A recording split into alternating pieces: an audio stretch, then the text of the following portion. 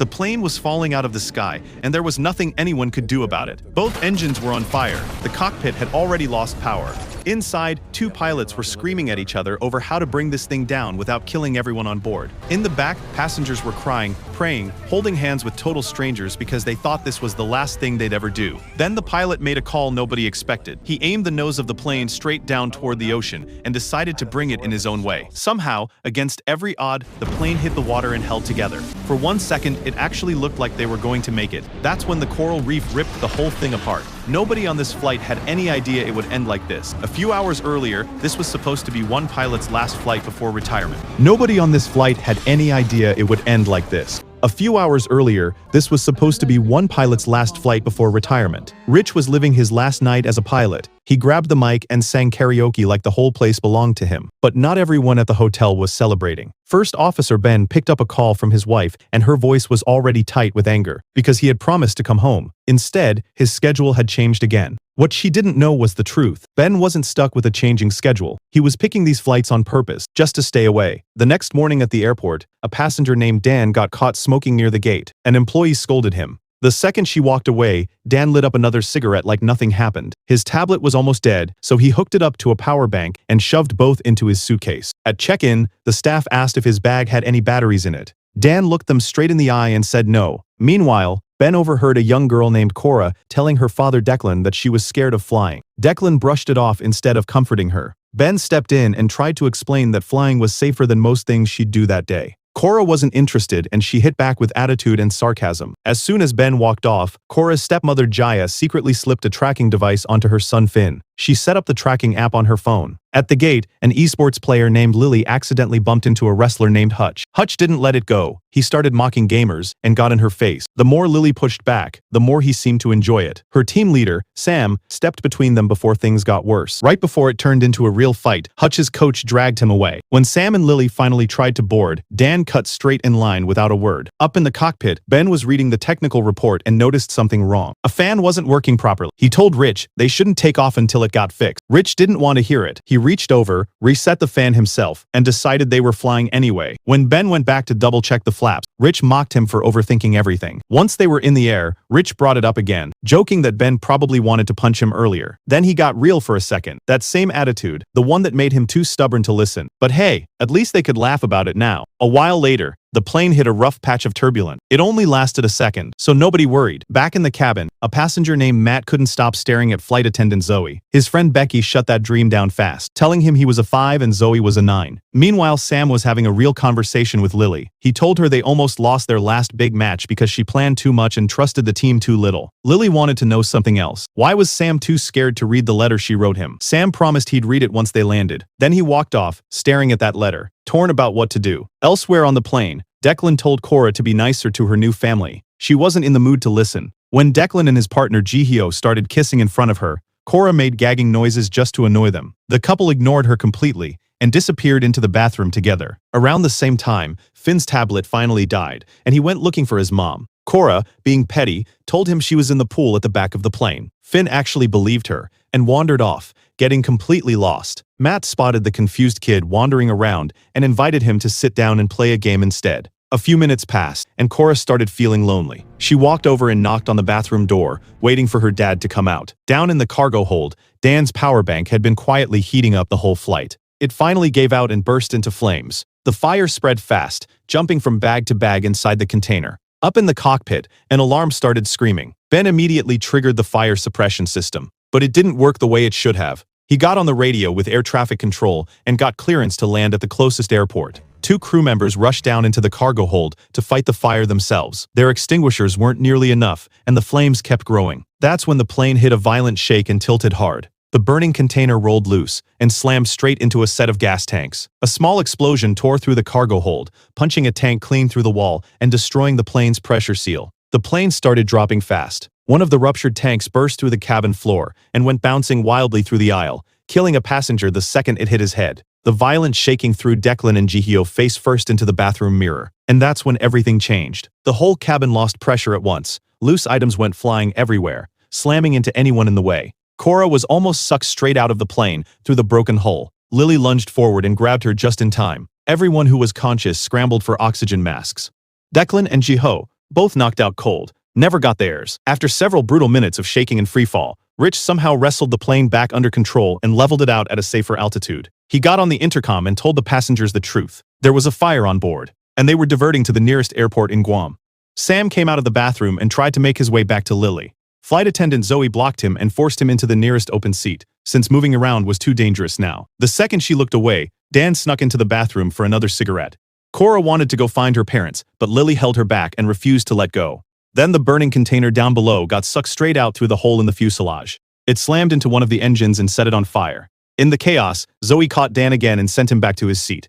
Moments later, the burning engine tore off completely, ripping a fresh hole through the cabin wall. A group of passengers, still strapped into their seats, went flying out with it. In the cockpit, Ben looked down at his instrument panel and realized they'd lost half their readings. He radioed for a closer airport. There wasn't one. Cora broke free and tried to run toward where her father was, but flight attendant Penny caught her before she got far. The second engine started catching fire too. Then the cockpit lost the rest of its instruments completely, and the power died with it. The pilots dropped the ram air turbine to get emergency backup power.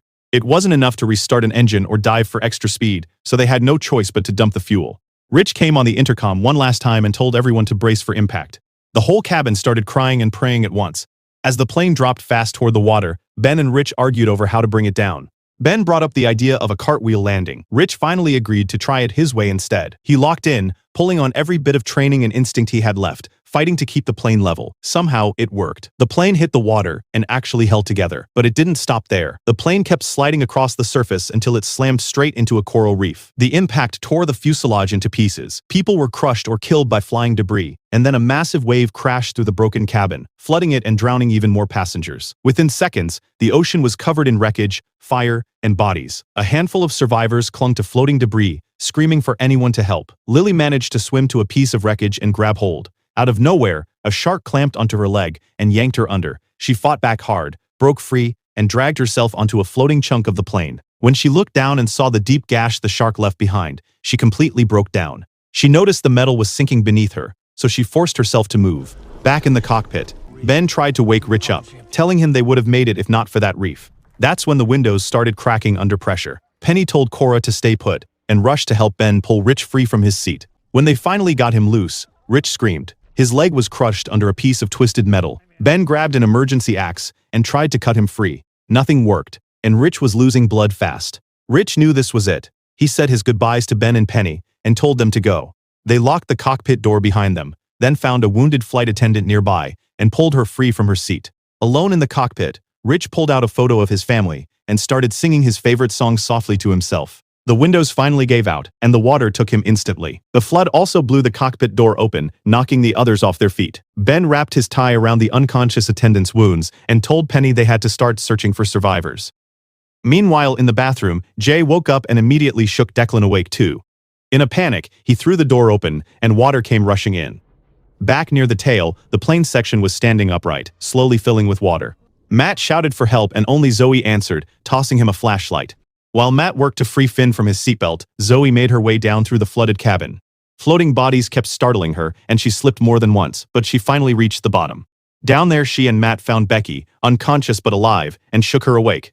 The group knew they had to climb higher before the water swallowed them completely. Once they reached the top, Matt reached for the door, ready to open it. Zoe stopped him just in time. They were sitting inside an air pocket, and breaking that seal would sink the whole section instantly. While Zoe bandaged Matt's injured hand, Finn started hyperventilating from fear. Becky calmed him down by talking about his family. Then, the section jolted as it slid against the coral again, and Finn's panic came right back. Up in the cockpit wreckage, Ben wondered if the emergency locator transmitter was still in the midsection somewhere. Penny, a former competitive swimmer, volunteered to go find it. Just minutes after she left, Cora spotted a shark circling in the water and screamed for Ben. They both shouted to warn Penny, but she was too far away to hear them. Ben grabbed the only life jacket on board and gave it to Cora, then activated an emergency raft. They pushed off, paddling hard to reach Penny before it was too late. The shark got there first. By the time their raft closed the distance, the shark was already circling her. It clamped down on her leg and dragged her under. Penny fought her way back to the surface, but the shark grabbed her again. This time, it tore her body in half right in front of them. The same shark then leaped up onto the raft itself. Ben grabbed a paddle and beat it back into the water. In the plane's midsection, most of the remaining seats held nothing but bodies. Sam searched frantically for Lily and found only blood where she used to sit. The survivors gathered near the hole in the fuselage to figure out what to do next, and the sudden shift in weight made the whole section slide further onto the reef. The shaking knocked a woman straight into the water. Luckily, a passenger named Jim managed to pull her back out in time. Sam tried to get everyone to move back and spread out the weight evenly. Hutch twisted his words, accusing him of trying to push people into the water, and the two nearly came to blows. Jim had to physically separate them, and Hutch finally backed down once his own coach and teammate sided with Sam. While the group shifted seats, Lily's floating base finally gave out and sank beneath her. She had no choice but to swim for it. She reached the midsection and startled Hutch's coach when she surfaced right next to him, then ran straight into Sam's arms. In that split second of distraction, the shark returned and dragged Hutch's coach into the water. His teammate jumped in to try and save him. Hutch tried to jump in too, but Jim held him back. It didn't matter either way. The shark killed both men before anyone could do anything. Furious and grieving, Hutch blamed Sam for the deaths and tackled him, throwing punches. When Jim tried to break it up, Hutch hit him too. That's when Ben arrived and yanked Hutch off Sam, warning him to calm down if he wanted to survive the day. Back in the tail section, Zoe warned the group their air pocket was running out fast. Matt realized if they stayed put, no one would ever find them, so he volunteered to swim for help. He dove in and pushed through the flooded cabin as fast as he could, dodging bodies the whole way. His shirt caught on some debris, but he tore free just in time and made it to the surface. As he called out for help, a hand grabbed his shoulder from behind. It was Declan, floating on a broken door with Jihyo's body beside him. Declan barely managed to say Cora's name before a shark burst out of the water and dragged him under for good. Back in the midsection, Ben guided the remaining survivors toward life jackets and a second emergency raft. He dug through the storage bins until he finally found the locator transmitter, only to fumble one of the antennas into the water. He dove after it and got it back just in time. As everyone climbed onto the rafts, Ben switched the transmitter on and turned to leave too, only to spot Cora still near the hole, searching for her father. He shoved the transmitter into Dan's hands and ran to grab her, scooping Cora up right as a shark lunged for them both. The plane shifted violently against the reef again, and a massive wave crashed through the cabin, sweeping several people into the water. In the panic, Dan dropped the transmitter, trying to climb back up. While Jim helped pull Ben and Cora aboard, Sam clung to a floating suitcase nearby. He spotted an unconscious Hutch drifting close by and swam over to save him.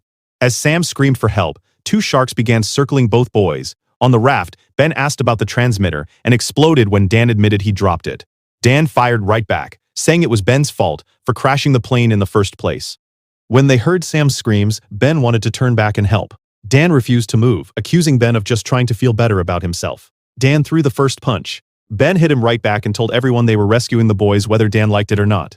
Dan tried to switch to the other raft, but the crowd shut him down completely, hurling insults at him. Ben and Jim rowed as hard as they could and reached the boys seconds before a shark could strike. They hauled both Sam and Hutch aboard just in time.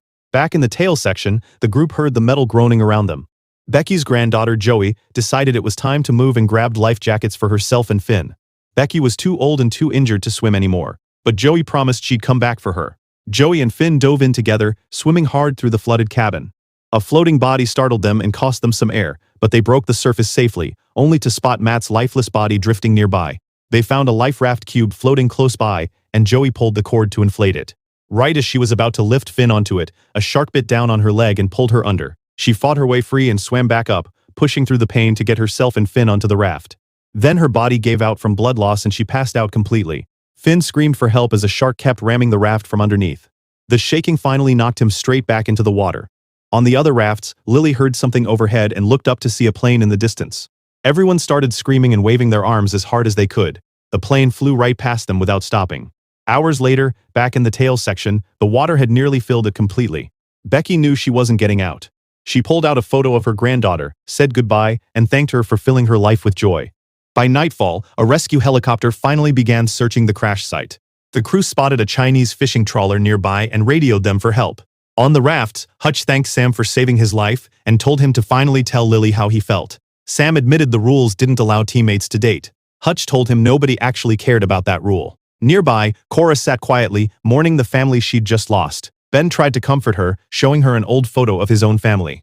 Right then, the helicopter spotted them, and Ben fired off a flare to make sure they were seen. A diver started lowering down from the chopper. The survivors screamed up warnings about the sharks, but she couldn't hear them over the wind and the waves. The second she touched the water, a shark attacked her. The helicopter crew tried to pull her up, but the shark wouldn't let go. When it finally released her, she was missing an arm and a leg. She was still too close to the surface, and the shark lunged again, dragging her back under. The connecting rope yanked the helicopter down with her, and the mechanism exploded. The chopper dropped straight into the ocean. The impact sent a shockwave through the water, throwing several people off the rafts. The survivors scrambled to pull each other back in. In the chaos, Dan grabbed a drowning woman's arms to climb up, but ended up shoving her back under instead. A shark got to her before anyone could stop it. That's when the fishing trawler finally reached them, and Ben fired another flare to mark their position. But the reef blocked the trawler from getting any closer. The survivors would have to row the rest of the way themselves. The problem was, they'd lost every paddle in the helicopter crash, so they had no choice but to paddle with their bare hands. Ben suddenly realized Cora was missing. Everyone started calling her name until Jim spotted her standing on a large piece of drifting wreckage. It was already starting to sink. When he reached her, Cora said she couldn't leave, that she couldn't abandon her father out there. Ben told her straight. Her father would want her to be brave right now. She finally let him pull her into the water, and the two swam back while everyone else pushed forward with their hands. The sharks closed in around them fast. Ben went under for a second, then burst back up and fired his last flare directly at one, killing it instantly. That was the last flare they had left, but the trawler's captain saw the whole thing and ordered his crew to dump every fish they had overboard. The sharks turned away instantly, distracted by the easy meal. Back on the raft, Dan spotted a pack of cigarettes floating nearby and grabbed it without thinking twice. He tried to light one up, but his lighter wouldn't catch. A shark exploded out of the water, grabbed him whole, and pulled him under for good.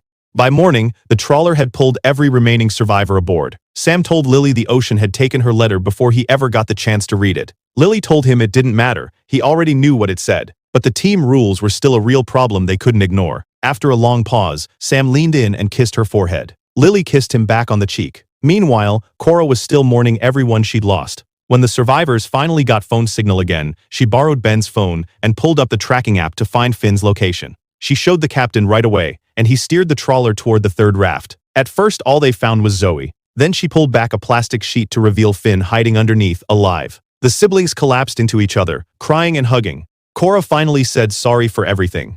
Zoe asked about Becky. Ben had to give her the news nobody wanted to hear. Later, sitting alone, Ben looked through more recent photos of his son on his phone. That's when he saw it. His son had cancer.